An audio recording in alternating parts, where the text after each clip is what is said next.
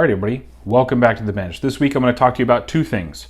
One, why you should have tools, and two, why they are just as important as your rifle, because nobody thinks of this stuff. I'm telling you right now, it never happens. Like nobody thinks about tools. It's just one of those things where it's like I see it all the time. People are always talking about, oh, I need to buy this ammo and that ammo and this ammo and that. Nobody thinks about tools. And I'm going to tell you right now, you don't have enough. You never have enough, and I'm not trying to sell you on a bunch of crap, even though there will be links down below, so, say that I'm trying to sell you on whatever, that's fine. I still think you should have tools. Tools are the number one basis of, everything that we do when it comes to these, and to be honest, I don't even have enough tools. And when I state that, I don't have every tool that I feel like I would need to comfortably work on every single rifle to do everything that I want it to do. But there's a lot of stuff out there, and I think we need to go over it. Huge thank you to Brownells. They have not sent anything out in regards for tools. They don't send that out. I will tell you right now, I have had some Fix-It sticks sent out for 50% off. I pay half price due to me working with Brownells and Fix-It sticks. That's what it is. I did have a chance to get these for free, but I still like paying for things, even if it is just a little bit cheaper. They don't get hand selected, none of that. So when it comes to it, I think that's one of those things. Also, I have more bits coming and things like that, stuff that I've broken, stuff that needs to be replaced, other stuff like that. I have more stuff coming. I'm going to state a couple of things. One, I think Brownells is kind of slacking when it comes to keeping these punches and bits and stuff like this in stock.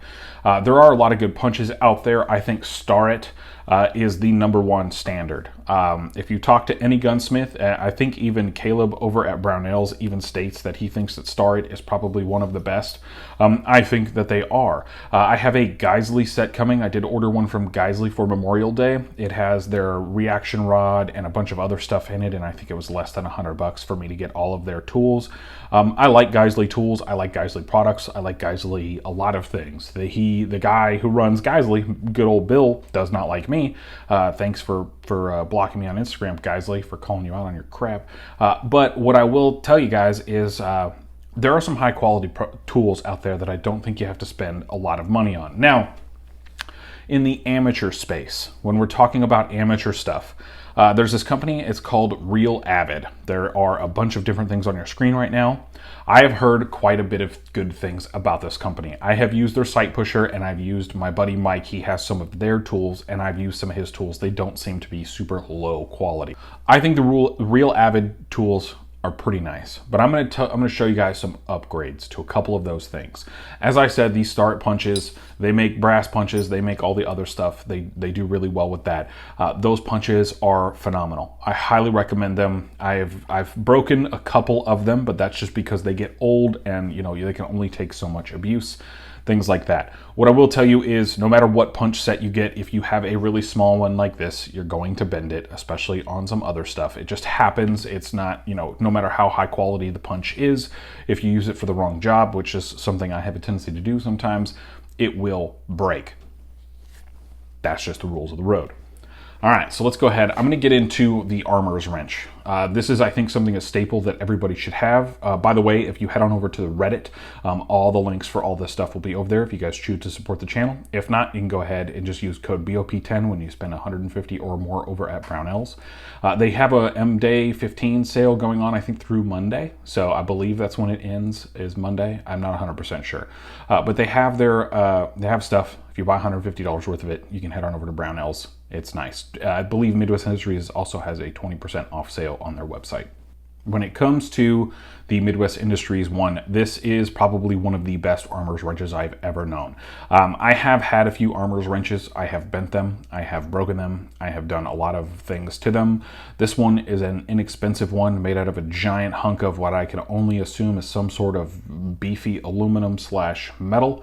It is made 100% in the USA. It has all of your torque values labeled on it that you would need for anything you're going to use this wrench for. Flash hider torque, castle nut torque, barrel nut torque. It has all of that. It has the different ends over here. So if you're trying to put on a Delta ring, or if you're trying to put on one of Midwest Industries barrel nuts, and then it also has the same thing for the castle nut. It's both sides. You can do an inside or an outside depending on how you want to turn it, and the same thing goes for the Delta Ring wrench. Those are really nice. It has a little hammer on here, a bottle opener for when everything doesn't go right in your day.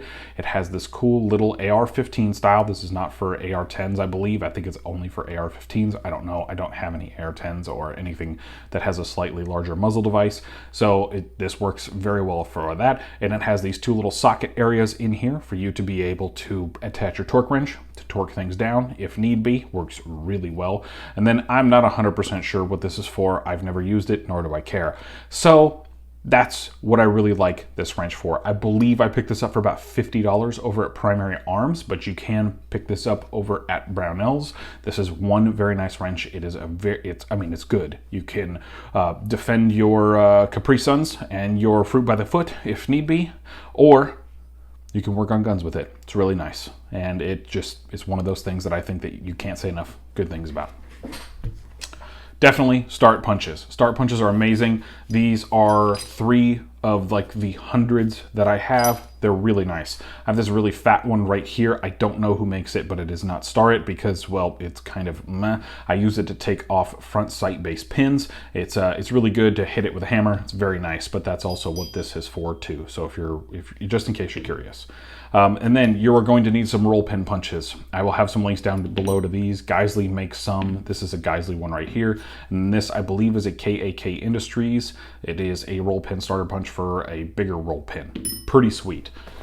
Fix It Sticks. All right, let's talk about the bowl in the China shop here. All right, when it comes to Real Avid, I think this is probably the only other kit that would do you really well, but it is probably, I think, twice as expensive. I will have told you this right now. Some of these bits I have broken. Fix It Sticks has replaced them. It's usually the Torx bits, the T10 and the T15 are the 2 that I've broken. Fix It Sticks did replace both of them. This is what's called Vises. This is a lower receiver vise block holder thing. You put it in your vise and then you're able to torque down everything. You put your lower receiver in like such, screw it in at the bottom, it holds it in there. Your buffer tube goes through here and sticks in there. It allows you to keep your buffer tube straight. This is also not an expensive product, but it is not a cheap product. I think it is somewhere in the range of $40 to $80. I don't know off the top of my head. There should be something on your screen right now. Probably one of the best things that you can get, especially if you're putting together lower receivers. I highly recommend it. You should definitely do it. A couple of things I think a lot of people definitely overlook. Magazines, whether they're standard capacity or standard capacity, you should have magazines. It doesn't matter what they are, you should have hundreds of them.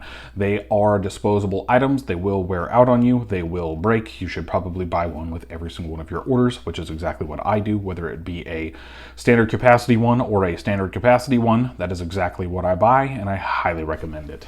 When it comes to having extra spare parts on hand, bolts are one of those things that are just good to have on hand. Buy them however many you want. I recommend a couple for you. Geisley makes their super enhanced bolt or whatever it is. It's like $150. Sure, if you want to spend that much money, by all means, go ahead. On your screen right now, what I have been running in my 11.5, this is not what is on the screen. What I have been running in my 11.5 is a bolt from the company that you're seeing right now. That is probably one of the best bolts. That's what it is, JP Enterprises. I absolutely love that bolt. It works really well. It comes with a one-piece ring on it. I think that one-piece ring kind of sucks. It doesn't really feel nice. I would replace it with some wonderful tactical springs here. You can get these over at Brownells. You can buy them at tacticalsprings.com. You can do anything you want with them, but I'm going to tell you right now, just go pick up rings. Gas rings are one of those things. They go out every couple of thousand rounds. There is this thing right here, Extractor Upgrade Triple Kit. These come in a 3-pack. Buy like 20 of them. They're $4 to $5 a piece. You will want them. Do not combo the pushers and the rings. Don't do that. Buy high quality rings. There are so many springs that I have on the way that I just, every couple of thousand to 5,000 to 6,000 rounds, I just replace springs.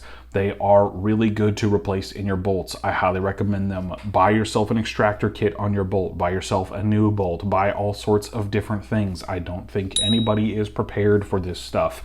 And if you aren't prepared and you want to be prepared, one of the best things that you can buy is one of these things. It goes like this. Put your bolt in here. I can't show you everything.